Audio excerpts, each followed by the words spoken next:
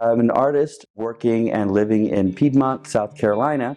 How did you get to Piedmont, South Carolina? Originally, I worked in advertising, and I got away from the corporate advertising after going through a big change there with the technology in the mid-90s, where I started teaching, and I worked through museum education first, and then my wife and I moved to Cairo, Egypt for a handful of years, and then since then we've been teaching overseas. We came back in February of 2020 and landed in Philadelphia with my wife's family. Over time, we kept visiting my family that now lives in Greenville, South Carolina. By chance, I was also working on a fabric project when I got back from China.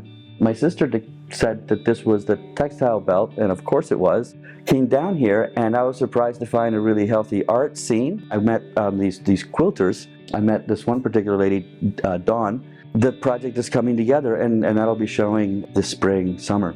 I have stuff in international collections, but a lot of my work is in private collections. But I want to back up a little bit further. At what point in your life did you realize you had an eye for art? I've been asked this before, and my mom loves this because she taught me how to draw. I mean, of course, I went to school, and I was encouraged, and I had some great art teachers along the way. You were telling me your grandfather came about the time of the Revolution, right? Yes, they came in '59. We're all Cuban Americans. My parents came from Cuba. And there's also a sort of a national focus on Revolutionary War sites and historical sites. There's something about the town of Piedmont, the historical mill village, that is of national significance, that's important to a lot of things that have happened over the course of U.S. history. So it's a really exciting time to be here because there's a lot of change, rejuvenation, revitalization. So the museum that's going to be opened next year, when the town turns 150, I've heard. The old YWCA. Yes, it's being restored right now through the Piedmont Historic Preservation Society. We have people from the Smithsonian that are coming down and setting up the displays, and a lot of people from the community that are actually bringing artifacts and photographs. We're working with the Lawrence County Museum to put up the Lawrence County Revolutionary War Tour. There are 14 battles between Kings Mountain and Cowpens, which was our big victory, which sent the Brits north, but they were hurt. And those sites are now being recognized nationally and being excavated as we speak. And there's these plaques that are going to be going in explaining the history of the place and the location. And I'm working with a group of people to do the illustrations.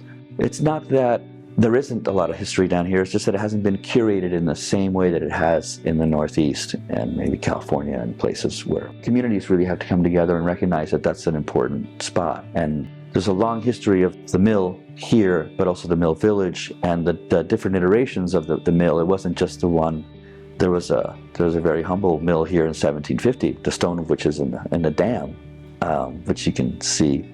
And I'm just happy to have a sort of front row seat to a lot of the history that's coming back to the area, which is significant nationally, and then who knows, internationally.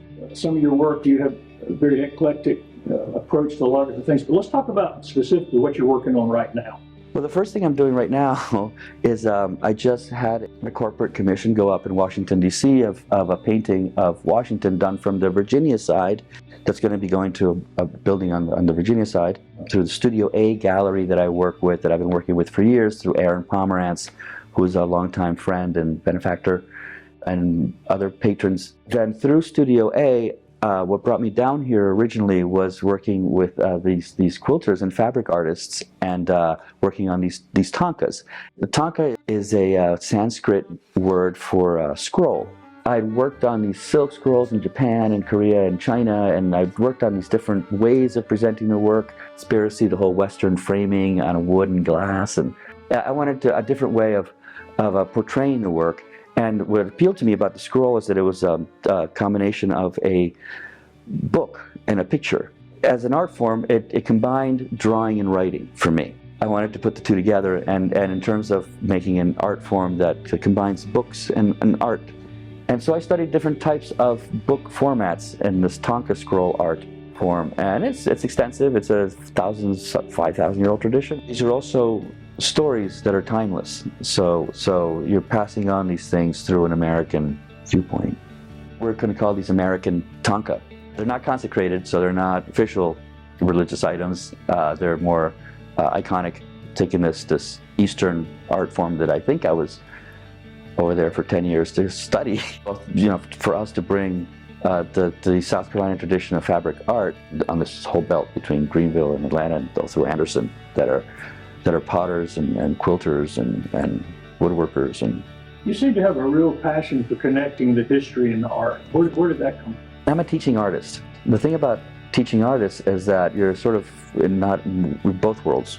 All teachers are artists, but not all artists can teach. Writing and drawing are things you practice on your own, and you share them to get other people to practice those things which you also do. And as a teacher, I really enjoyed encouraging others to do that.